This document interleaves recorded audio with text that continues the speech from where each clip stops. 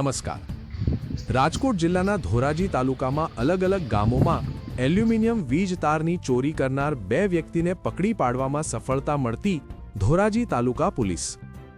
ધોરાજીના મોટી પરબડી ગામ નદીના સામા કાંઠે આવેલ સીમમાં ખેતીવાડી વિસ્તારમાંથી 1000 મીટર જેટલો એલ્યુમિનિયમનો વીજ તાર કિંમત ₹22,740।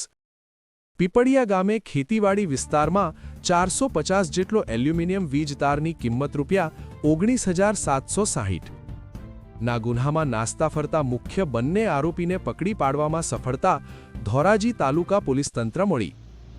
1. લાલા ગોરધન દેવી પૂજક રહે મોટા ભાડલા સાયલા ગામ। 2. દિનેશ દેવા કોળી રહે રામદેવનગર અંજાર। લાલા ગોરધન દેવી પૂજક ઘણા ગુનાહિત ઇતિહાસ ધરાવે છે। અહેવાલ અલ્પેશ ત્રિવેદી, ધોરાજી બ્યુરો ચીફ।